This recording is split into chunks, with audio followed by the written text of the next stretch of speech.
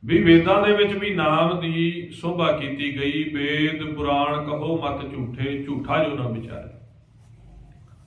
ਪਰ ਕਹਾਣੀ ਕੀ ਹੋਈ, ਕਿਉਂਕਿ ਨਾਮ ਇੱਕ ਬੜਾ ਵੱਡਾ ਰਤਨ ਹੈ ਜੀ। ਜਿਵੇਂ ਦੁੱਧ ਹੁੰਦਾ ਨਾ ਜੀ, ਦੁੱਧ ਇੱਕ ਰਤਨ ਹੈ। ਰਤਨ ਇਸ ਨੂੰ ਕਿਉਂ ਕਿਹਾ ਜਾਂਦਾ ਹੈ ਵੀ ਜੇ ਤਾਂ ਦੁੱਧ ਨੂੰ ਜੁਗਤੀ ਦੇ ਨਾਲ ਰਿੜਕ ਲਓ ਤਾਂ ਇਸ ਦੇ ਵਿੱਚੋਂ ਘਿਓ, ਮੱਖਣ, ਲੱਸੀ ਜੋ ਮਰਜ਼ੀ ਕੱਢ ਲਓ। ਤੇ ਕਹਿੰਦੇ ਨੇ ਜੇ ਜੁਗਤੀ ਨਹੀਂ ਹੈਗੀ, ਦੁੱਧ ਸਾਡੇ ਕੋਲੋਂ ਫਟ ਵੀ ਜਾਵੇ ਤਾਂ ਵੀ ਆਪਾਂ ਦੇ ਦੇ ਵੀ ਪਨੀਰ ਬਣਾ ਲਈਦਾ ਹੁੰਦਾ। ਦੁੱਧ ਦਾ ਕੋਈ ਨੁਕਸਾਨ ਨਹੀਂ ਹੁੰਦਾ, ਰਤਨ ਹੈ। ਹੁਣ ਇਸੇ ਤਰੀਕੇ ਮਹਾਂਪੁਰਸ਼ਾਂ ਦੇ ਵਚਨ ਹੁੰਦੇ ਨੇ, ਉਹਨਾਂ ਦੇ ਸ਼ਬਦ ਹੁੰਦੇ ਨੇ, ਉਹ ਜਿਸ ਜਗ੍ਹਾ ਦੇ ਉੱਪਰ ਬੈਠ ਕੇ ਕਮਾਈ ਕਰਦੇ ਆ, ਜੋ ਵਚਨ ਕਰਦੇ ਆ, ਜਿਹੜੇ ਤਾਂ ਰੂਹਾਨੀ ਗੁਰਮੁਖ ਰੂਹਾਨੀ ਰੂਹਾਂ ਨੇ, ਉਹ ਤਾਂ ਉਹਨਾਂ ਵਚਨਾਂ ਤੋਂ ਕਰਦੀਆਂ ਆ ਮਿਲਾਪ। ਵੀ ਜਿਸ ਨੂੰ ਪਤਾ ਵੀ ਦੁੱਧ ਕਿਵੇਂ ਰਿੜਕਣਾ ਹੈ, ਇਸ ਨੂੰ ਪੀ ਵੀ ਲੈਣਾ, ਘਿਓ ਵੀ ਬਣਾ ਲੈਣਾ, ਮੱਖਣ ਵੀ ਬਣਾ ਲੈਣਾ, ਲੱਸੀ ਵੀ ਬਣਾ ਲੈਣੀ ਹੈ, ਦਹੀਂ ਵੀ ਬਣਾ ਲੈਣਾ। ਉਹ ਤਾਂ ਕਰਦੇ ਮਹਾਂਪੁਰਖਾਂ ਦੇ ਉੱਤਮ ਸ਼ਲੋਕ ਸਾਧ ਕੇ ਵਚਨ ਅਮਲੀਕ ਲਾਲ, ਇਹ ਰਤਨ ਸੁਨਤ ਕਮਾਵਤ ਬੋਧ, ਉਧਾਰ ਆਪ ਤੈ ਦੁਖ ਹੈ। ਤੇ ਜਿਹੜੇ ਸਾਡੇ ਵਰਗੇ ਕੋਈ ਅਨਾੜੀ ਜੀਵ ਨੇ, ਜਿਨ੍ਹਾਂ ਦੀ ਕਮਾਈ ਨਹੀਂ ਹੈਗੀ, ਅਸੀਂ ਉਹਨਾਂ ਦੇ ਰਤਨਾਂ ਦੇ ਵਿੱਚੋਂ ਲਾਹਾ ਨਹੀਂ ਲੈਂਦੇ। ਅਸੀਂ ਕਰਦੇ ਹਾਂ ਆਪਦੇ ਦੁਨਿਆਵੀ ਕਾਰਜ ਸਿੱਧ। ਹੁਣ ਵੇਦਾਂ ਦੇ ਵਿੱਚ, ਪੁਰਾਣਾ ਸ਼ਾਸਤਰਾਂ ਦੇ ਵਿੱਚ ਤਾਂ ਮਿਲਾਪ ਦੀ ਕਹਾਣੀ ਲਿਖੀ ਗਈ। ਬੜੇ ਬੜੇ ਰਿਸ਼ੀਆਂ ਮੁਨੀਆਂ ਨੇ ਜੋ ਉਸ ਸਮੇਂ ਦੇ ਸਿੱਧ ਹੋਏ, ਜਪੀ ਤਪੀ ਹੋਏ, ਉਹਨਾਂ ਨੇ ਬੜੇ ਅਰਸੇ ਲਾ ਕੇ ਵੀ ਪਰਮੇਸ਼ਰ ਦੇ ਨਾਲ ਮਿਲਾਪ ਕਿਵੇਂ ਹੋਵੇ, ਉਹਨਾਂ ਕਰਨ ਤੋਂ ਬਾਅਦ ਉਸ ਨੂੰ ਭਾਸ਼ਾ ਦੇ ਵਿੱਚ ਲਿਖ ਕੇ ਦਿੱਤਾ। ਪਰ ਅਸੀਂ ਅਗਿਆਨਤਾ ਵਸ ਕੀ ਕੀਤਾ ਵੀ ਵੇਦਾਂ ਦੀ ਗੱਲ ਸਮਝਣ ਤੋਂ ਬਾਅਦ, ਵੇਦਾਂ ਦੀ ਗੱਲ ਸਮਝਣ ਦੀ ਬਜਾਏ ਉਹਨਾਂ ਨੂੰ ਪੜ੍ਹ ਕੇ ਆਪਦੇ ਦੁਨਿਆਵੀ ਕਾਰਜ ਸਿੱਧ ਕਰਨੇ ਸ਼ੁਰੂ ਕਰ ਦਿੱਤੇ। ਵੀ ਵੇਦਾਂ ਦੇ ਜੋ ਵਿੱਚ ਵਚਨ ਸੀ, ਉਹਨਾਂ ਨੂੰ ਅਸੀਂ ਮੰਤਰ ਬਣਾ ਲਿਆ। ਵਾਰ-ਵਾਰ ਮੰਤਰ ਤਰ੍ਹਾਂ ਪੜ੍ਹੀ ਗਏ ਵੀ ਸਾਡੇ ਦੁਨਿਆਵੀ ਆਹ ਸਿੱਧ ਹੋ ਜਾਵੇ, ਆਹ ਸਿੱਧ ਹੋ ਜਾਵੇ।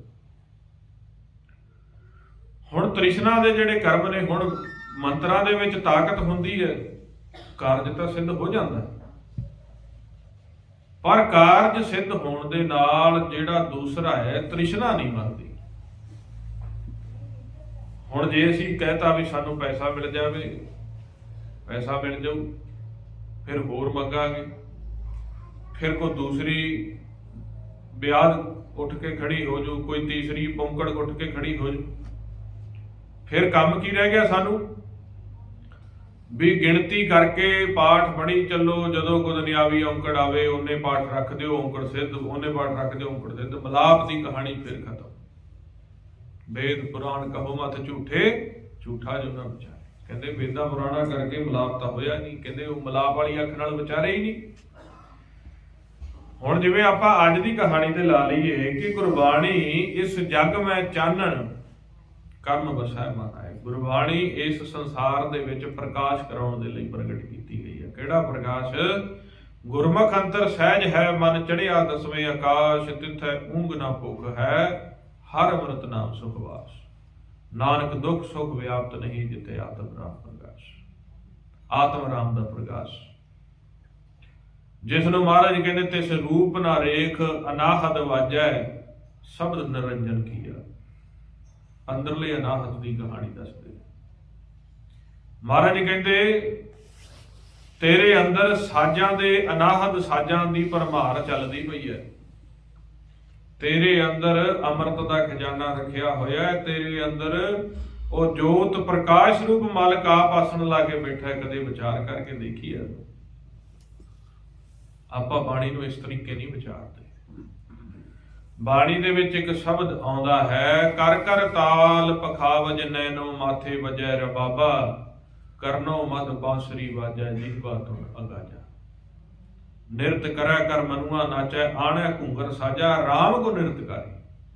ਮਹਾਰਾਜ ਕਹਿੰਦੇ ਅੰਦਰ ਮਸਤਕ ਦੇ ਉੱਪਰ ਰਬਾਬ ਦੀ ਧੁਨ ਵੱਜਦੀ ਹੈ, ਆ ਨੇਤਰਾਂ ਦੇ ਉੱਪਰ ਪਖਾਵਜ ਦੀਆਂ ਧੁਨਾਂ ਵੱਜਦੀਆਂ ਨੇ। ਕਰਨੋਂ ਮੱਧ ਬਾਂਸਰੀ ਵੱਜ, ਕੰਨਾਂ ਦੇ ਵਿੱਚ ਬਾਂਸਰੀਆਂ ਵੱਜਦੀਆਂ ਨੇ। ਕਦੇ ਵੱਜੀਆਂ ਤੁਹਾਡੇ? ਕਦੇ ਸੁਣਿਆ? ਤੇ ਮਹਾਰਾਜ ਕੌਣ ਕਹਿੰਦੇ ਨਿਰਤ ਕਰਿਆ ਕਰ ਮਨੁਆ ਨਾਚੈ, ਮਨ ਧਿਆਨ ਰੂਪੀ ਸੁਰਤੀ ਰੂਪ ਹੋ ਕੇ ਸੁਣਦਾ ਹੈ ਅੰਦਰ। आगम अगोचर पार ब्रह्म मिल साधु कथ कथाया था, अनहद शब्द 10वें द्वार वज्यो, तय अमृत नाम चुआया था। पर ਅਸੀਂ ਕਹਿੰਦੇ ਸਾਨੂੰ ਤਾਂ ਪਤਾ ਨਹੀਂ ਇਹ ਕਿੱਥੇ ਲਿਖਿਆ, ਨਾ ਸਾਡੇ ਕਦੇ ਕੁਝ ਵੱਜਿਆ ਤੇ ਨਾ ਅਸੀਂ ਕਦੇ ਕੋਈ ਅਨੁਭਵ ਕੀਤਾ। ਮਹਾਰਾਜ ਕਹਿੰਦੇ ਬਾਣੀ ਦੇ ਵਿੱਚ ਲਿਖਿਆ। ਜੋ ਹੁਣ ਆਪਾਂ ਬਚਨ ਕੀਤੇ ਗੁਰਬਾਣੀ ਗੁਰੂ ਜੇ ਪੜ੍ਹ ਕੇ ਸਾਡੇ ਅੰਦਰ ਲਿਵ ਨਹੀਂ ਲੱਗਣ ਲੱਗੀ, ਜੇ ਗੁਰਬਾਣੀ ਗੁਰੂ ਦਾ ਖਜ਼ਾਨਾ ਅਸੀਂ ਵਿਚਾਰਿਆ ਹੀ ਨਹੀਂ ਵੀ ਅੰਮ੍ਰਿਤ ਕਿਵੇਂ ਆਉਣਾ ਹੈ, ਅਨਹਦ ਸ਼ਬਦ ਕਿਵੇਂ ਚੱਲਣੇ ਆ, ਤੇ ਮਹਾਰਾਜ ਕਹਿੰਦੇ ਫਿਰ ਬਾਣੀ ਪੜ੍ਹਦੇ ਨਹੀਂ ਤੁਸੀਂ? ਕਹਿੰਦੇ ਬਾਣੀ ਤਾਂ ਪੜ੍ਹਦੇ ਆ ਅਸੀਂ, ਬਾਣੀ ਅਸੀਂ ਪੜ੍ਹ ਲਏ ਆ। ਕੋਈ 40 ਸਾਲ ਤੋਂ ਪੜ੍ਹ ਰਿਹਾ, ਕੋਈ 50 ਤੋਂ ਪੜ੍ਹ ਰਿਹਾ, ਕੋਈ 10 ਸਾਲ ਤੋਂ, ਕੋਈ 20 ਸਾਲ ਤੋਂ ਰੋਜ਼ ਪੜ੍ਹ ਰਿਹਾ, ਫਿਰ ਵਿਚਾਰਦੇ ਨਹੀਂ। ਉਹੀ ਵੇਦਾਂ ਵਾਲੀ ਗੱਲ ਹੋ ਗਈ, ਦੁਬਾਰੇ ਜਾ ਕੇ ਛੇੜੋ।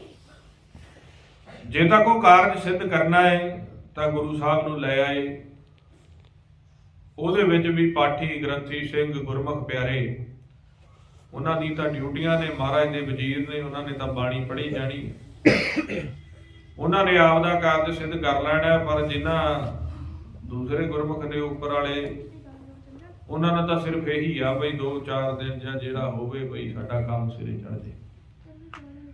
ਹੁਣ ਦੁਨਿਆਵੀ ਕੰਮਾਂ ਤੱਕ ਆਪਾਂ ਸਿਰੇ ਚੜਾਉਣ ਦੇ ਲਈ ਤਾਂ ਸਤਿਗੁਰ ਨੂੰ ਲੈ ਆਏ, ਪਰ ਮਹਾਰਾਜ ਸੱਚੇ ਪਾਤਸ਼ਾਹ ਕਹਿੰਦੇ ਜਿਹੜਾ ਤੂੰ 4 ਯੁਗਾਂ ਦਾ ਭੁੱਲਿਆ ਹੋਇਆ ਹੈ, ਅੱਜ ਤੱਕ ਆਪ ਦੇ ਘਰ, ਉਸ ਘਰ ਦੇ ਵਿੱਚ ਵਾਪਸ ਨਹੀਂ ਗਿਆ ਜਿੱਥੇ ਪ੍ਰਕਾਸ਼ ਰੂਪ ਹੋ ਕੇ ਆਸਣ ਲਾ ਕੇ ਬੈਠਾ, ਉਹ ਕਾਰਜ ਕਿਵੇਂ ਸਿੱਧ ਕਰਨਾ ਹੈ? ਇਹ ਤਾਂ ਇੱਕ ਪਸ਼ੂਆਂ ਦੀ ਨਿਆਈ ਵੀ ਸਵੇਰੇ ਉੱਠ ਖੜੇ, ਪਾਣੀ ਪੀ ਲਿਆ, ਇਸ਼ਨਾਨ ਕਰਾਤਾ, ਪੱਠੇ ਛਕ ਲਏ, ਮੁੜ ਕੇ 2-4 ਗੇੜੇ ਕੱਢ ਲਏ, ਫਿਰ ਵਿਸ਼ਟਾ ਰੂਪ ਚ ਬਾਹਰ ਕੱਢਤਾ, ਕਿੱਲੇ ਨਾਲ ਫਿਰ ਬੱਧੇਗੇ, ਫਿਰ ਸੌਂਗੇ। ਇਹ ਤਾਂ ਉਹੀ ਜ਼ਿੰਦਗੀ ਜੀ ਰਿਹਾ। ਤੈਨੂੰ ਮਾਨਸ ਜਾਮਾ ਕਿਉਂ ਦਿੱਤਾ ਸੀ? ਤੈਨੂੰ ਇਹ ਕਰਮ ਕਰਨ ਦੇ ਲਈ ਨਹੀਂ ਮਾਨਸ ਜਾਮਾ ਦਿੱਤਾ, ਕਿਉਂਕਿ ਜੋ ਇਹ ਦੁਨਿਆਵੀ ਕਰਮ ਹੈ ਇਹ ਹਰ ਇੱਕ ਜੂਨ ਕਰਦੀ ਹੈ, ਜੋ ਸੱਚਾ ਕਰਮ ਹੈ ਉਹ ਸਿਰਫ ਮਾਨਸ ਜਾਮੇ ਚ ਹੋ ਸਕਦਾ। ਇਸ ਕਰਕੇ ਉਹਨਾਂ ਦੇਖਿਆ ਵੀ ਇਹਨਾਂ ਨੂੰ ਇਹ ਯਾਦ ਹੀ ਨਹੀਂ ਹੈਗਾ ਵੀ ਅਸੀਂ ਆਏ ਕਿੱਥੋਂ ਆ, ਜਾਣਾ ਕਿੱਥੇ ਆਏ। ਇਹਨਾਂ ਨੂੰ ਆਪ ਦਾ ਡੇਰਾ ਹੀ ਭੁੱਲ ਗਿਆ ਹੈ ਵੀ ਸਾਡਾ ਡੇਰਾ ਕਿਹੜਾ ਸੀ, ਤੇ ਸਾਨੂੰ ਬਚਨ ਦੀ ਚੋਟ ਦੇ ਕੇ ਕਹਿੰਦੇ ਨੇ ਡੱਡਾ ਡੇਰਾ ਇਹ ਨਹੀਂ, ਜੈ ਡੇਰਾ ਤੂੰ ਜਾਣ, ਮੂੰਹਾਂ ਡੇਰਾ ਕਾ ਸੰਜਮੋ, ਗੁਰ ਕੇ ਸ਼ਬਦ ਪਛਾਣ। ਤੂੰ ਆ ਦੁਨਿਆਵੀ ਜਿਹੜਾ ਤੈਨੂੰ ਕੱਚਾ ਡੇਰਾ, ਇਹ ਤਾਂ ਮੈਂ ਤੈਨੂੰ ਆਪਦੇ ਉਹਦੇ ਵਿੱਚੋਂ ਰਿਜ਼ਕ ਦਿੱਤਾ ਹੈ, ਮੇਰੇ ਦਿੱਤੇ ਰਿਜ਼ਕ ਨੂੰ ਇਹਨੂੰ ਹੀ ਸਵਾਰੀ ਜਾਣਾ, ਇਹਨੂੰ ਰੰਗ ਹੋ ਜਾਵੇ, ਇਸ ਨੂੰ ਚੰਗੀ ਇਸ ਦੇ ਵਿੱਚ ਲੱਕੜ ਲੱਗ ਜਾਵੇ, ਇਸ ਦੇ ਰੇਟ ਵੱਧ ਜਾਣ, ਇਸ ਦੇ ਉੱਪਰ 2 ਮੰਜ਼ਿਲਾਂ ਪੈ ਜਾਣ। ਮਹਾਰਾਜ ਕਹਿੰਦੇ ਉਹ ਡੇਰਾ ਤਾਂ ਬੁਝਿਆ ਨਹੀਂ। ਕਿਹੜਾ ਡੇਰਾ ਜੀ? ਜੋ ਆ ਸਰੀਰ ਦਾ ਕੱਚਾ ਘਰ ਛੱਡ ਕੇ ਜਦੋਂ ਤੂੰ ਵਾਪਸ ਜਾਣਾ ਹੈ, ਜਿਸ ਘਰ ਦੇ ਵਿੱਚ ਤੂੰ ਵਾਪਸ ਜਾਣਾ ਹੈ, ਉਸ ਦਾ ਪਤਾ ਹੈ ਕਿੱਥੇ ਜਾਣਾ ਤੂੰ? ਬਚਨ ਦੀ ਚੋਟ ਕਰਦੇ ਸਭ। ਮਹਾਰਾਜ ਕਹਿੰਦੇ ਫਿਰਤ ਫਿਰਤ ਬਹੁਤੇ ਯੁਗ ਹਾਰਿਓ ਮਾਨਸ ਦੇ ਲਈ। ਪਤਾ ਕਿੰਨੇ ਯੁਗਾਂ ਦਾ ਤੂੰ ਹਾਰਿਆ ਹੋ? ਹੁਣ ਆਮ ਹੀ ਕਹਿ ਦਿੰਦੇ ਆ ਜੀ ਕਿ ਅੱਗਾ ਕਿਹਨੇ ਦੇਖਿਆ, ਨਾ ਸਵਰਗ ਦੇਖਿਆ ਨਾ ਨਰਕ ਦੇਖਿਆ। ਇਹ ਤਾਂ ਬਾਬਿਆਂ ਦੀਆਂ ਗੱਲਾਂ ਨੇ, ਉਹਨਾਂ ਡਰਾਉਣਾ, ਉਹਨਾਂ ਨੇ ਆਪਦੇ ਵੀ ਪੈਸੇ ਲੈਣੇ ਨੇ ਤੇ ਡਰਾ ਕੇ ਹੀ ਲੈਣੇ ਨੇ।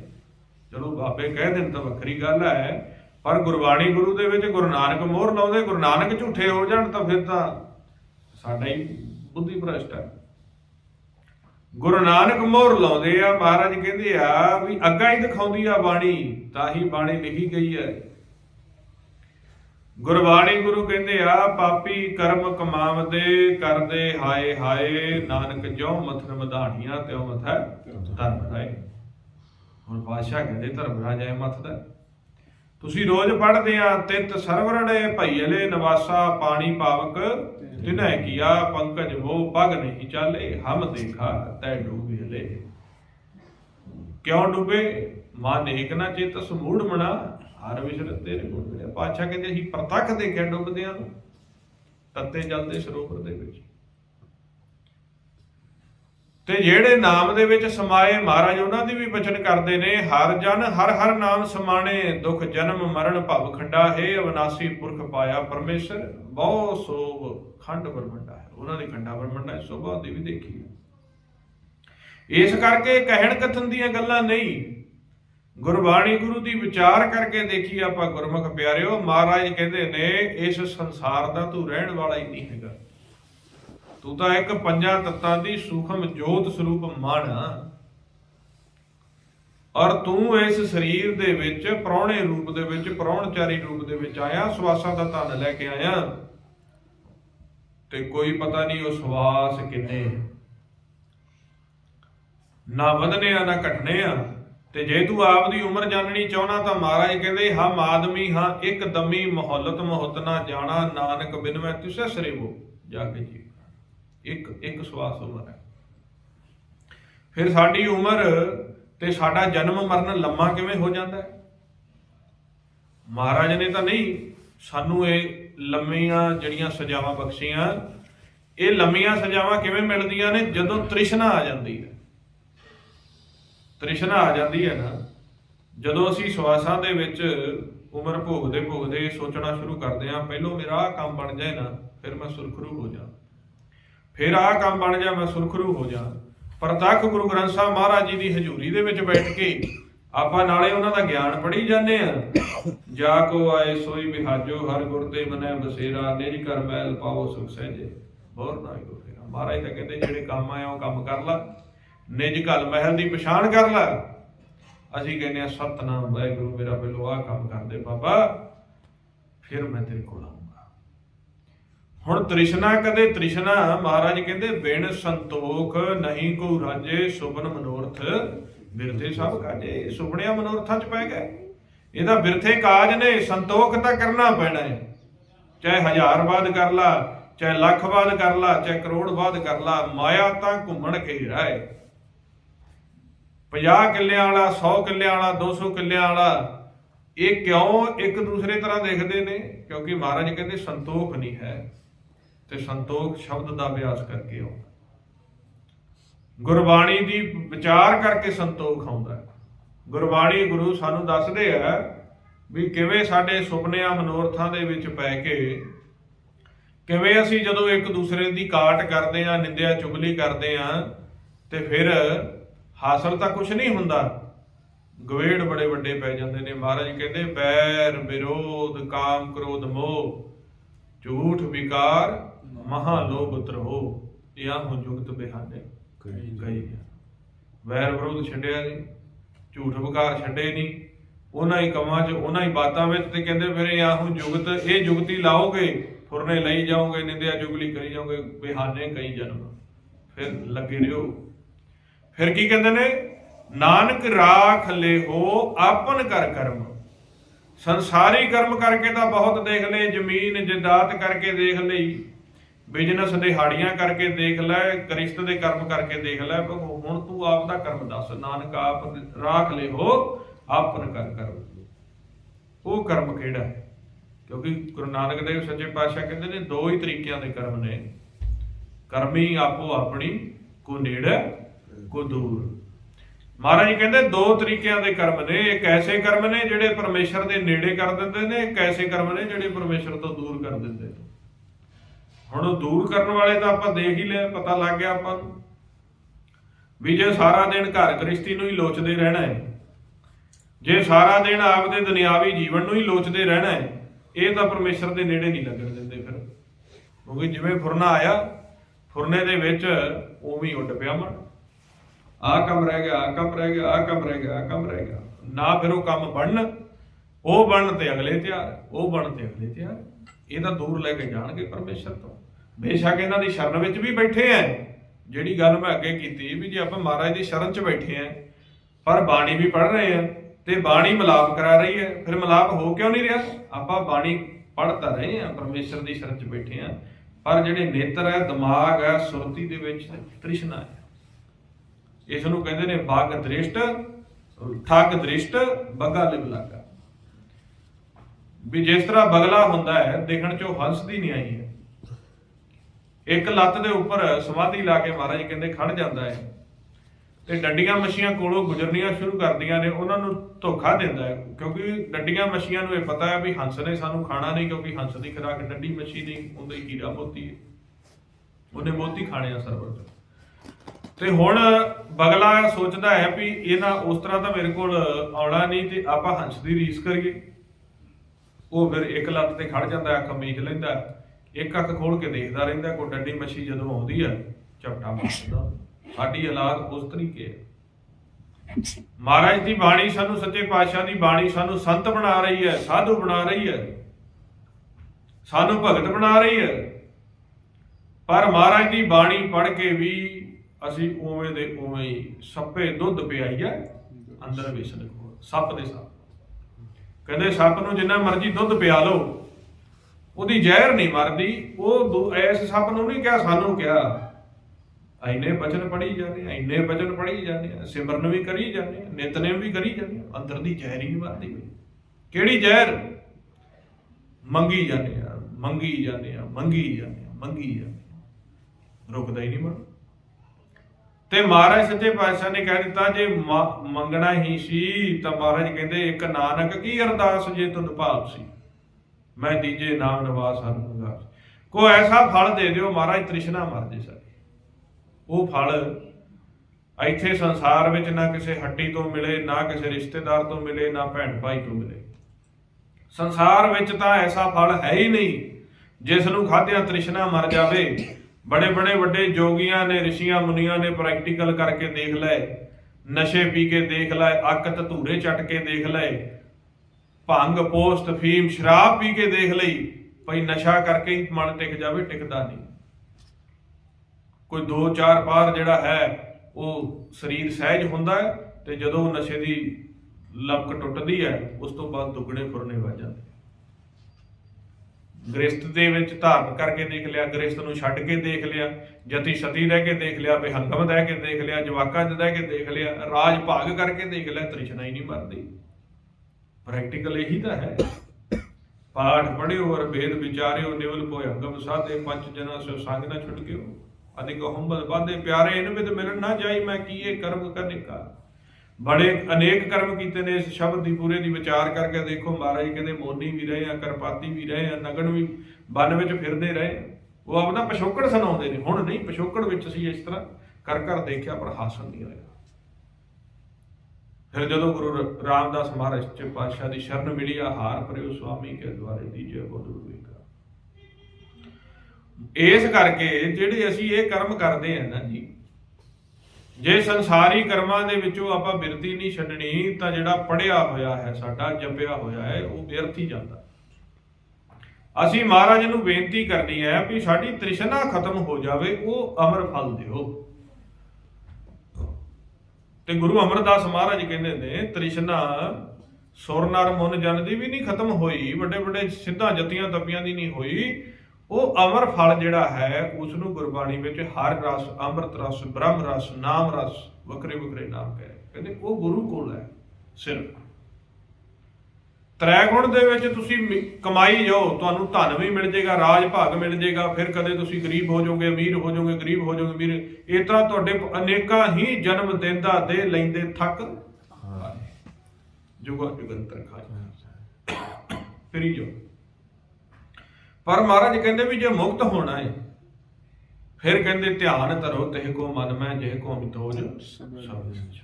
ਫਿਰ ਉਹਦਾ ਧਿਆਨ ਧਰਨਾ ਪਏਗਾ। ਸੁਰ ਨਰ ਮਨ ਜਨ ਅੰਮ੍ਰਿਤ ਖੋਜਦੇ, ਸੋ ਅੰਮ੍ਰਿਤ ਗੁਰ ਤੇ ਪਾਇਆ, ਪਾਇਆ ਅੰਮ੍ਰਿਤ ਗੁਰ ਕਿਰਪਾ ਕੀਨੀ, ਸੱਚਾ ਮਨ ਵਸਾਇਆ। ਫਿਰ ਸੱਚੇ ਨੂੰ ਮਨ 'ਚ ਵਸਾ ਲਓ। ਧਿਆਨ ਦਾ ਖੇਲ ਹੈ। ਹੁਣ ਤੁਸੀਂ ਧਿਆਨ ਲਾਇਆ ਹੋਇਆ ਆਪਦੀ ਘਰ ਗ੍ਰਸਤ, ਬੱਚਿਆਂ, ਕਾਰਾਂ ਕੋਠੀਆਂ ਦੇ ਵਿੱਚ, ਇੱਧਰ ਉੱਧਰ ਦੀਆਂ ਗੱਲਾਂ ਬਾਤਾਂ ਵਿੱਚ ਲਾਇਆ। ਉਹ ਧਿਆਨ ਉੱਥੇ ਕੰਮ ਕਰੀ ਜਾਂਦਾ। ਇਸ ਤਰ੍ਹਾਂ ਕਰੋ, ਕਹਿੰਦੇ ਵੀ ਧਿਆਨ ਨੂੰ ਵਿਚਾਰਾਂ ਤੋਂ ਉੱਪਰ ਚੱਕ ਲਓ। ਵਿਚਾਰ ਮਾਰੇ ਤਰੇ ਤਾਰੇ, ਉਲਟ ਜੋੜ ਨਾ ਆਵੇ। ਇਸ ਕਰਕੇ ਗੁਰਬਾਣੀ ਲਿਖੀ ਹੈ। ਤੇ ਜੇ ਆਪਣਾ ਰੋਜ਼-ਰੋਜ਼ ਬਾਣੀ ਦੇ ਜਾਪ ਕਰਕੇ, ਮਾਲਾ ਫੇਰ ਕੇ ਵੀ ਆਪਣਾ ਧਿਆਨ ਵਿਚਾਰਾਂ ਤੋਂ ਉੱਪਰ ਨਹੀਂ ਉੱਠਦਾ, ਤੇ ਫਿਰ ਫਾਇਦਾ ਕੀ ਹੈ? ਡਾਕਟਰ ਕਹਿੰਦਾ ਦਵਾਈ ਲਈ ਜਾਂਦਾ, ਸ਼ਰਾਬ ਤੋਂ ਛੱਡਦਾ ਨਹੀਂ, ਤੇ ਮੇਰੀ ਦਵਾਈ ਦਾ ਫਾਇਦਾ ਕੀ ਹੈ? ਠੀਕ ਹੈ ਨਾ ਜੀ। ਬਾਪੂ ਨੂੰ 2 ਟਾਈਮ ਸਲਾਮ ਵੀ ਕਰ ਲਈ, ਪਰ ਬਾਪੂ ਦਾ ਕਹਿਣਾ ਨਹੀਂ ਮੰਨਣਾ। ਬਾਪੂ ਨੂੰ ਕਹਿੰਦੇ ਵੀ ਪੈਸੇ ਲੈ ਲਾ ਸਾਡੇ ਤੋਂ, ਜੋ ਤੇਰੇ ਕੱਪੜੇ, ਸੋਹਣਾ ਘਰ, ਸੋਹਣਾ ਸਾਰਾ ਕੁਝ ਤੈਨੂੰ ਦੇ ਦਿਆਂਗੇ, ਪਰ ਤੇਰਾ ਕਹਿਣਾ ਨਹੀਂ ਮੰਨਣਾ। ਤੇ ਬਾਪੂ ਕਹਿੰਦਾ ਫਿਰ ਇਹੋ ਜਿਹੇ ਦਾ ਕੀ ਫਾਇਦਾ? ਅਸੀਂ ਕਹਿੰਦੇ ਚੰਦੋਆ ਸਾਹਿਬ ਲੈ ਲਓ ਜੀ, ਛਤਰ ਚੜਾ ਦਿਆਂਗੇ, ਗੁਰਦੁਆਰੇ ਵੀ ਪਾ ਦਿਆਂਗੇ, ਸਾਰਾ ਕੁਝ ਕਰ ਦਿਆਂਗੇ, ਪਰ ਮਹਾਰਾਜ ਕਹਿੰਦੇ ਬਚਨ ਮੰਨ ਲਓ, ਉਹ ਨਹੀਂ ਮੰਨਣੇ। ਇਸ ਕਰਕੇ ਸੇਵਾ ਕਰਕੇ ਵੀ ਅਸੀਂ ਜਿਹੜੇ ਹੈਗੇ ਆ ਉਹ ਵਿਕਾਰਾਂ 'ਚ ਹੀ ਫਿਰਦੇ। ਇਹ ਵਿਚਾਰਨ ਦੀ ਲੋੜ ਹੈ ਵੀ ਇਸ ਟਾਈਮ ਸਾਡੀ ਅਗਵਾਈ ਗੁਰੂ ਗ੍ਰੰਥ ਸਾਹਿਬ ਮਹਾਰਾਜ ਜੀ ਕਰ ਰਹੇ ਆ, ਫਿਰ ਵੀ ਸਾਡੇ ਵਿੱਚ ਝਗੜੇ ਕਿਉਂ ਨੇ? ਸਾਡਾ ਮਨ ਰੁਕਦਾ ਕਿਉਂ? ਪੂਰੇ ਗੁਰ ਕੀ ਪੂਰੀ ਦਿਖਿਆ, ਜਿਸ ਮਨ ਵਸੈ ਤਿਸ ਸਾਚ ਪਰੀਖਿਆ। ਪੂਰੇ ਗੁਰੂ ਦੀ ਤਾਂ ਪੂਰੀ ਦਿਖਿਆ ਹੈ, ਪਰ ਮਹਾਰਾਜ ਕਹਿੰਦੇ ਜਿੰਦੇ ਮਨ 'ਚ ਵਸੇਗਾ ਨਾ ਉਹ ਸੱਚ ਦੀ ਕਸਵੱਟੀ ਤੇ ਪੂਰਾ ਉਤਰਦਾ ਹੈ। ਬਾਕੀ ਨਹੀਂ, ਜਿਹੜੇ ਮਨ 'ਚ ਨਹੀਂ ਵਸਾਈ, ਹੁਣ ਸਾਰੇ ਗੁਰੂ ਘਰ ਦੀ ਸੇਵਾ ਕਰਦੇ ਨੇ, ਗੁਰਬਾਣੀ ਵੀ ਪੜ੍ਹਦੇ ਨੇ, ਕੋਈ ਵਿਰਲੇ ਵਿਰਲੇ ਤੁਹਾਡੇ ਵਰਗੇ ਕੋਈ ਗੁਰਮੁਖ ਹੋਣਗੇ ਜਿਹੜੇ ਮਨ ਦੇ ਵਿੱਚ ਵਸਾ ਲੈਂਦੇ ਆ, ਉਹਨਾਂ ਨੂੰ ਤਾਂ ਲਾਭ ਮਿਲ ਜਾਂਦਾ, ਬਾਕੀ ਸਾਰੇ ਉਸ ਤਰ੍ਹਾਂ ਹੀ। ਰਾਜਾ ਰਾਜ ਘਰਾਣੇ ਦੇ ਵਿੱਚ ਸਾਰੇ ਹੀ ਫਿਰੀ ਜਾਂਦੇ ਨੇ, ਰਾਜਿਆਂ ਨੇ ਤਾਂ ਕਿਸੇ ਨੂੰ ਨਾ ਨਹੀਂ ਕਰਨੀ, ਕਿਉਂਕਿ ਉਹਨਾਂ ਦਾ ਰਾਜ, ਉਹਨਾਂ ਦੀ ਪ੍ਰਜਾ, ਉਹਨਾਂ ਨੇ ਨਾ ਨਹੀਂ ਕਰਨੀ। ਇਹ ਅਸੀਂ ਦੇਖਣਾ। ਹੁਣ ਫਿਰ ਮਹਾਰਾਜ ਸੱਚੇ ਪਾਤਸ਼ਾਹ ਕਹਿੰਦੇ ਕਿਵੇਂ ਸੱਚ ਨੂੰ ਮਨ ਦੇ ਵਿੱਚ ਵਸਾਇਆ ਜਾਵੇ, ਉਹ ਕਿਹੜੀ ਜੁਗਤੀ ਹੈ ਜਿਸ ਦੇ ਨਾਲ ਸੱਚ ਮਨ ਦੇ ਵਿੱਚ ਵਸਾ, ਉਹ ਸਾਨੂੰ ਦੱਸੋ ਜੀ, ਖੇਲ ਦੱਸੋ ਕਿਹੜੀ ਵਿਧੀ ਹੈ, ਕਿਹੜੀ ਜੁਗਤੀ ਹੈ। ਫਿਰ ਸੱਚੇ ਪਾਤਸ਼ਾਹ ਕਹਿੰਦੇ ਨੇ ਵੀ ਸਭ ਤੋਂ ਪਹਿਲਾਂ ਤੁਸੀਂ ਜਿਸ ਸੱਚ ਨੂੰ ਮਨ ਦੇ ਵਿੱਚ ਵਸਾਉਣਾ, ਪਹਿਲੋਂ ਉਸ ਦੇ ਰੂਪ ਦੀ ਜਾਣਕਾਰੀ ਲਓ ਵੀ ਵਸਾਉਣਾ ਕੀ। ਹੁਣ ਕਈ ਵਾਰੀ ਅਸੀਂ ਕੋਈ ਪੱਥਰਾਂ ਦੀ ਪੂਜਾ ਕਰਦਾ ਹੈ, ਕੋਈ ਜਾਨਵਰਾਂ ਦੀ, ਗਾਂ ਸੱਪ ਦੀ, ਇਹਨਾਂ ਦੀ ਪੂਜਾ ਕਰਦਾ ਹੈ, ਕੋਈ ਰੁੱਖਾਂ ਬਿਰਖਾਂ ਦੀ ਪੂਜਾ ਕਰਦਾ ਹੈ, ਕੋਈ ਮੜੀਆਂ ਮਸਾਣੀਆਂ ਦੀ ਪੂਜਾ ਕਰਦਾ ਹੈ। ਇਹ ਤਾਂ ਹੈ ਨਹੀਂ। ਮਹਾਰਾਜ ਨੇ ਇੱਕ ਸੌਖਾ ਜਿਹਾ ਦੱਸ ਦਿੱਤਾ, ਮੇਰੇ 3 ਰੂਪ ਨੇ, ਸਰਗੁਣ, ਨਿਰਗੁਣ, ਨਿਰੰਕਾਰ। ਸੁਣ ਸਮਾਧੀ ਆਪ ਆਪਨ ਕੀਆ ਨਾਨਕਾ ਆਪੇ। ਸਰਗੁਣ ਰੂਪ ਦੇ ਵਿੱਚ ਤਾਂ ਸਾਰਾ ਆਕਾਰ ਆ ਗਿਆ, ਮਾਨਸ ਵੀ ਆ ਗਏ, ਰੁੱਖ ਬਿਰਖ ਵੀ ਆ ਗਏ, ਪਸ਼ੂ ਵੀ ਆ ਗਏ, ਸਾਰੇ ਆ ਗਏ, ਇਹ ਆ ਗਿਆ ਸਰਗੁਣ। ਨਿਰਗੁਣ ਦੇ ਵਿੱਚ ਜਿਹੜੀ ਸਾਡੀ ਸੂਖਮ ਜੋਤ ਹੈ, ਸਾਡਾ ਸੂਖਮ ਮਨ ਹੈ, ਆਤਮਾ, ਇਹ ਆ ਗਈ। ਨਿਰੰਕਾਰ ਦੇ ਵਿੱਚ ਸਾਰਾ ਪ੍ਰਕਾਸ਼ ਆ ਗਿਆ। ਇਹ 3 ਰੂਪ ਨੇ। ਹੁਣ ਮਹਾਰਾਜ ਸੱਚੇ ਪਾਤਸ਼ਾਹ ਕਹਿੰਦੇ ਤੁਸੀਂ ਕਿਸ ਦੀ ਆਰਾਧਨਾ ਕਰਨੀ?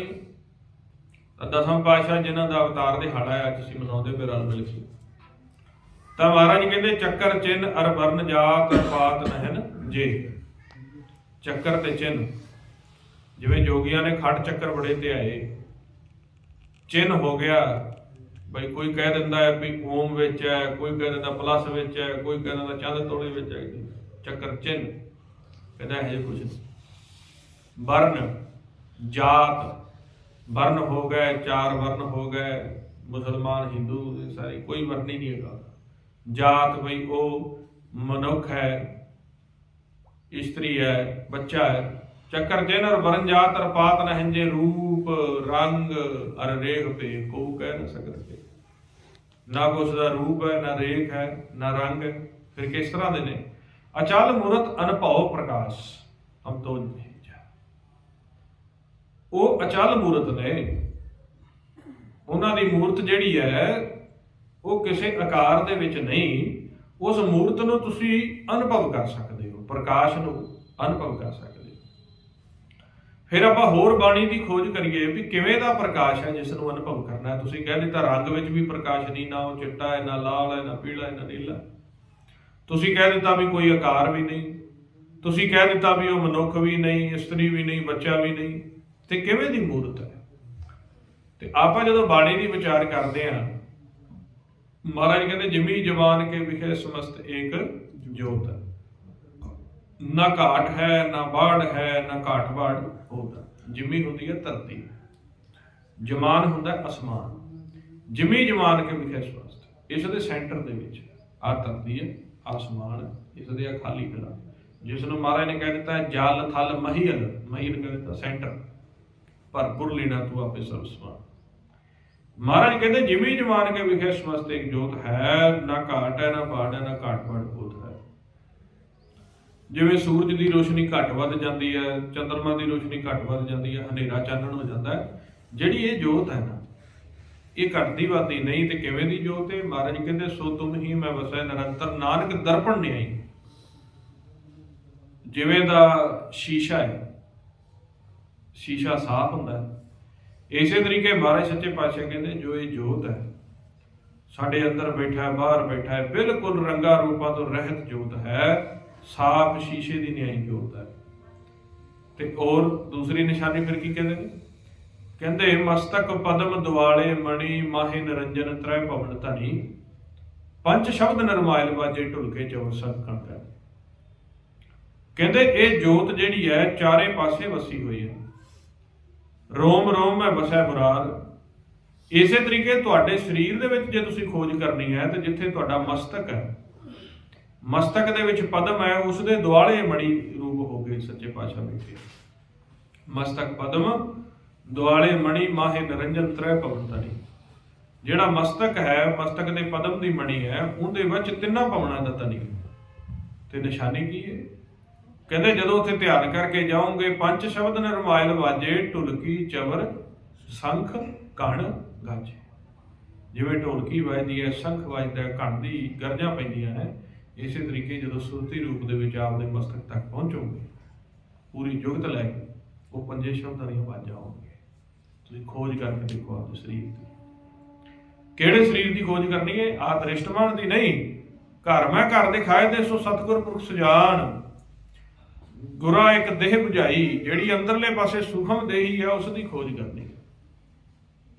ਮਹਾਰਾਜ ਕਹਿੰਦੇ ਕਰਕੇ ਦੇਖੋ, ਤੁਹਾਡਾ ਸਰੀਰ ਹੀ ਗੁਰਦੁਆਰਾ ਬਣ ਜਾਊਗਾ। ਇਸ ਸਰੀਰ ਦੇ ਵਿੱਚ ਹਰ ਵਕਤ ਕੀਰਤਨ ਹੋ ਰਿਹਾ ਹੈ, ਪਰ ਉਹ ਕੀਰਤਨ ਕਿਹੜੀ ਭਾਸ਼ਾ 'ਚ ਹੋ ਰਿਹਾ? ਨਾ ਹਿੰਦੀ, ਨਾ ਪੰਜਾਬੀ, ਨਾ ਇੰਗਲਿਸ਼। ਹਰ ਕੀ ਕਥਾ ਅਨਾਹਦ ਬਾਣੀ, ਹੰਸ ਹੋਏ ਹੀਰਾ ਲੈ ਪਛਾਣੀ। ਅਨਾਹਦ ਬਾਣੀ ਦੇ ਰੂਪ ਵਿੱਚ ਕੀਰਤਨ ਹੋ ਰਿਹਾ ਤੁਹਾਡੇ ਸਰੀਰ ਦੇ ਵਿੱਚ। ਮਹਾਰਾਜ ਕਹਿੰਦੇ ਆਪਦੇ ਅੰਦਰ ਦੀ ਖੋਜ ਕਰ ਲਓ। ਤੇ ਕਿਵੇਂ ਕਰੀਏ? ਮਹਾਰਾਜ ਕਹਿੰਦੇ ਸੁਨ ਸਮਾਦ ਅਨਹਤ ਤਹਿ ਨਾਦ, ਕਹਿਣ ਨਾ ਜਾਈ ਅਚਰਜ ਵਿਸਮਾਦ। ਸੁਨ ਦੇ ਵਿੱਚ ਸਮਾਧੀ ਲਾਉਣੀ ਪਏਗੀ। ਸੁਨ ਕਿਹਨੂੰ ਕਹਿੰਦੇ ਨੇ? ਜਦੋਂ ਅਸੀਂ ਵਿਚਾਰਾਂ ਤੋਂ ਰਹਿਤ ਹੋ ਗਏ, ਅਫੁਰ ਅਵਸਥਾ ਦੇ ਵਿੱਚ ਚਲੇ ਗਏ, ਭੁੱਲ ਗਏ।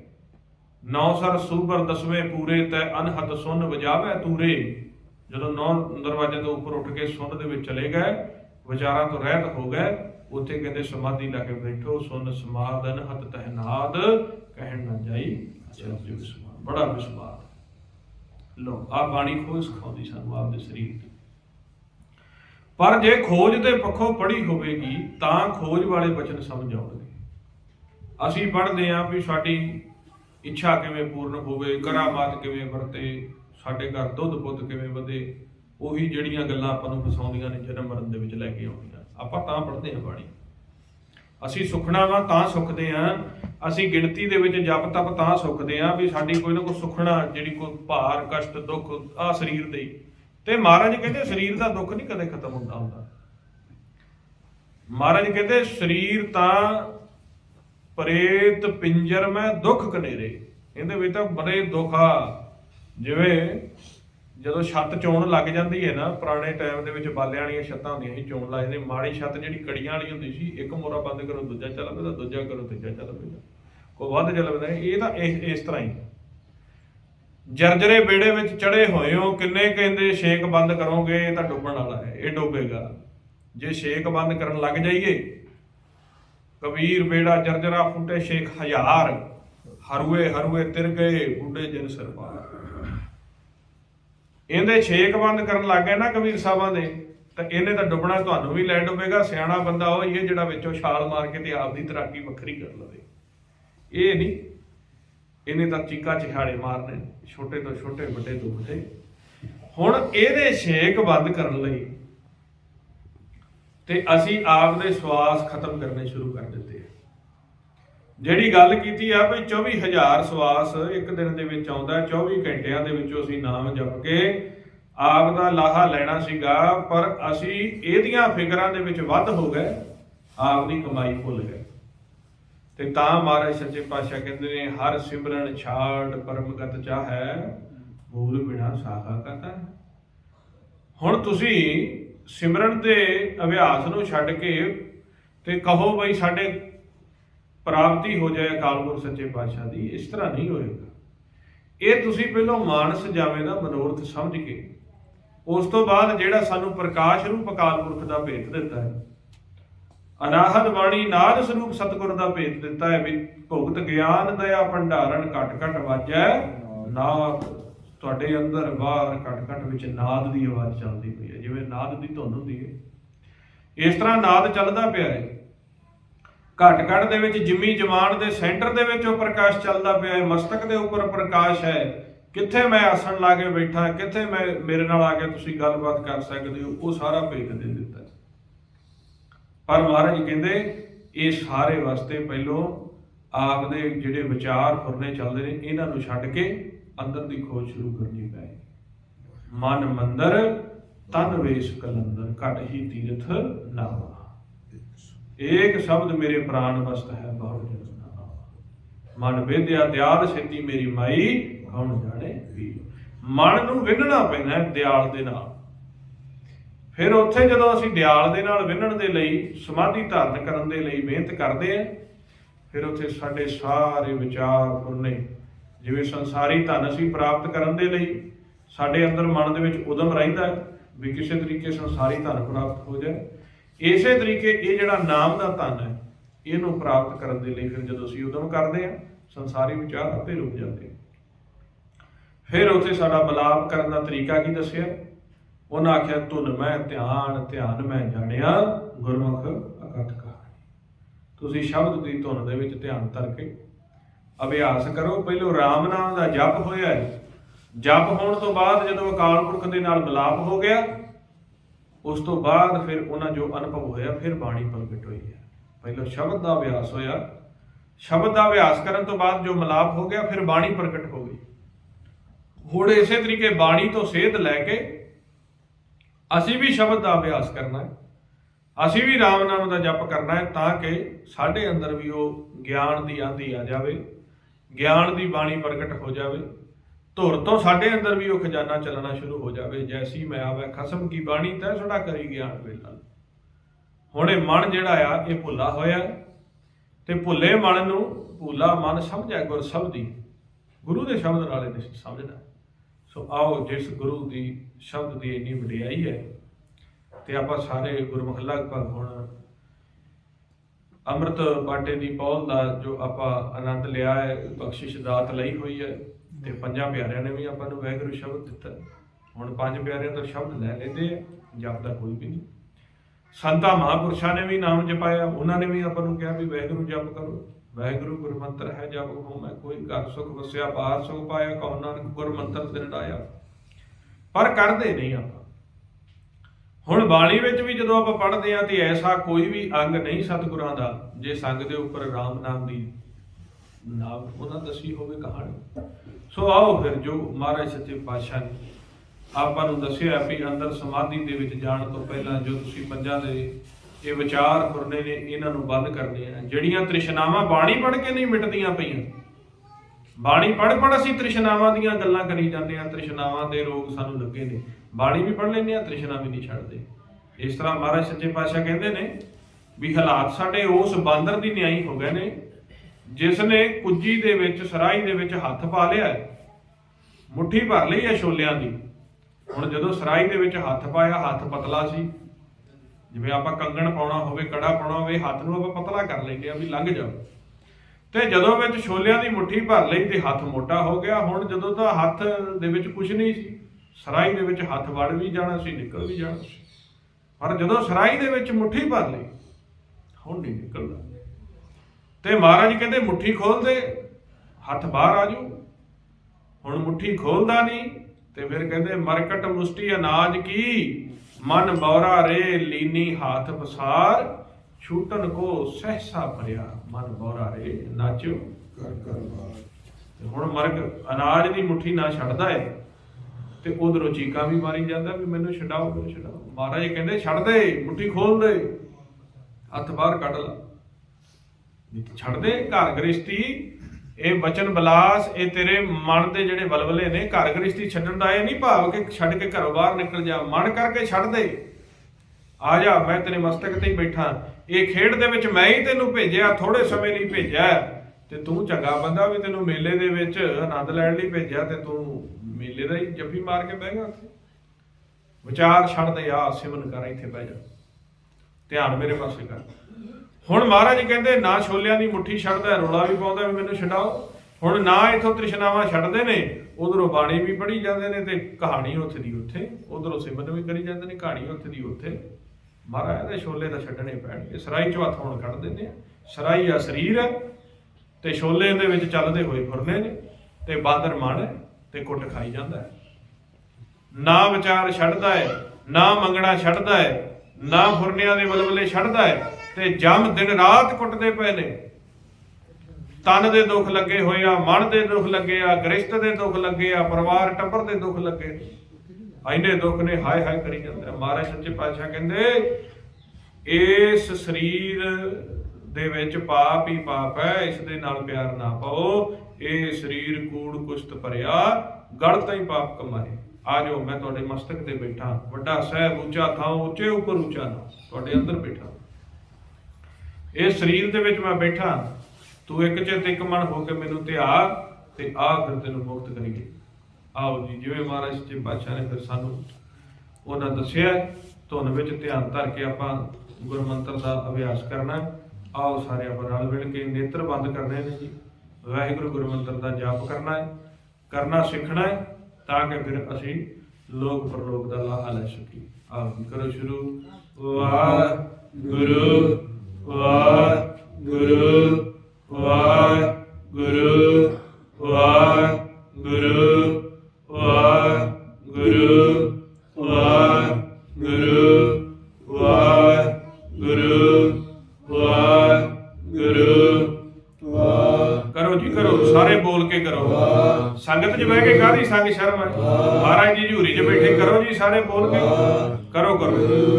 ਵਾਹਿਗੁਰੂ ਵਾਹਿਗੁਰੂ ਵਾਹਿਗੁਰੂ ਵਾਹਿਗੁਰੂ ਵਾਹਿਗੁਰੂ ਵਾਹਿਗੁਰੂ ਵਾਹਿਗੁਰੂ ਵਾਹਿਗੁਰੂ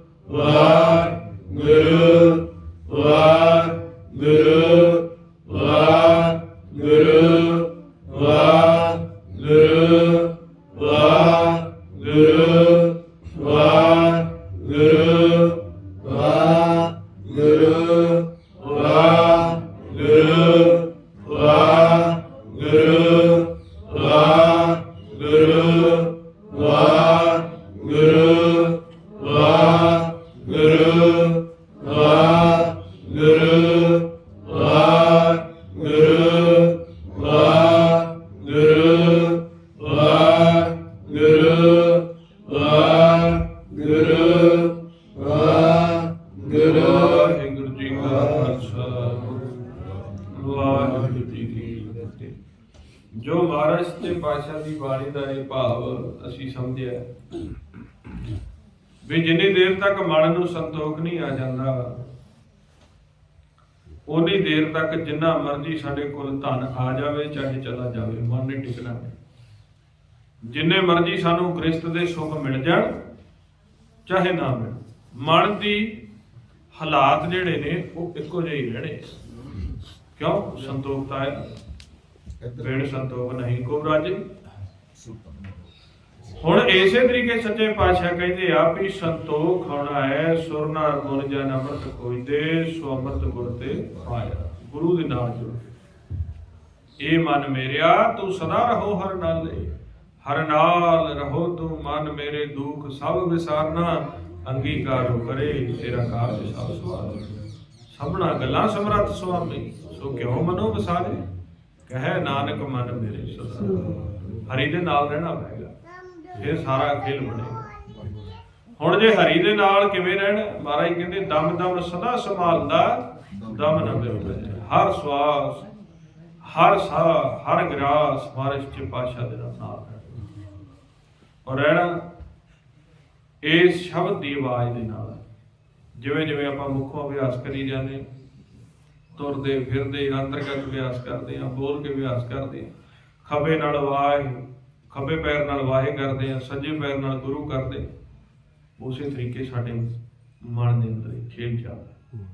ਜਿਵੇਂ ਜਿਵੇਂ ਫਿਰ ਗੁਰਮੰਤਰ ਦੀ ਕਮਾਈ ਹੁੰਦੀ ਜਾਊਗੀ, ਉਵੇਂ ਉਵੇਂ ਜਿਹੜੇ ਫਿਰ ਅੰਦਰਲੇ ਸਾਜ਼ਾਂ ਦੀ ਤੁਹਾਨੂੰ ਗੱਲ ਦੱਸੀ ਆ, ਉਹ ਸਤਿਗੁਰ ਆਪਣੇ ਆਪ ਕਿਰਪਾ ਕਰਦੇ ਆਏ। ਜੀਓ ਬਹੁਤੇ ਜਨਮ ਭਰਮਿਆ, ਤਾਂ ਸਤਿਗੁਰ ਸ਼ਬਦ ਸੁਣਾਇਆ। ਫਿਰ ਅੰਦਰਲੇ ਸ਼ਬਦ ਵੀ ਚੱਲਦੇ, ਪਰ ਪਹਿਲੋਂ ਮਨ ਨੂੰ ਇਹਨਾਂ ਪੰਜਾਂ ਦੂਤਾਂ ਦੇ ਵਿਚਾਰਾਂ ਤੋਂ ਘੇਰ ਕੇ ਵਾਪਸ ਲੈ ਕੇ ਆਉਣਾ। ਇਹਨਾਂ ਦੂਤਾਂ ਦੇ ਵਿਚਾਰਾਂ ਤੋਂ ਹਟ ਕੇ ਜਦੋਂ ਮਨ ਆਪਦੇ ਘਰ ਦੇ ਵਿੱਚ ਬੈਠਣਾ ਸ਼ੁਰੂ ਹੋ ਜਾਏਗਾ, ਉਸ ਵਕਤ ਇਸ ਮਨ ਦੇ ਹਾਲਾਤ ਸੁਧਰਨਗੇ। ਜਦੋਂ ਇਹਨਾਂ ਦੂਤਾਂ ਦੇ ਵਿਚਾਰਾਂ ਨੂੰ ਛੱਡ ਕੇ ਮਨ ਇਸ ਗੁਰਮੰਤਰ ਦਾ ਉਲਟ ਆਸਰਾ ਲੈ ਲਏਗਾ, ਉਸ ਵਕਤ ਇਸ ਨੂੰ ਸਾਰੇ ਫਲ ਪ੍ਰਾਪਤ ਹੋਣੇ ਸ਼ੁਰੂ ਹੋ ਜਾਣਗੇ। ਕਿਉਂਕਿ ਤ੍ਰੈ ਗੁਣ ਦੇ ਫਲ ਤਾਂ ਸਾਨੂੰ ਸੰਸਾਰ ਦੀ ਕਿਰਤ ਕਰਕੇ, ਸੰਸਾਰ ਦੀਆਂ ਮਿੰਨਤਾਂ ਤਰਲੇ ਕਰਕੇ, ਸੰਸਾਰ ਦੇ ਵਿੱਚ ਮਿਹਨਤਾਂ ਕਰਕੇ ਮਿਲ ਜਾਂਦੇ ਨੇ।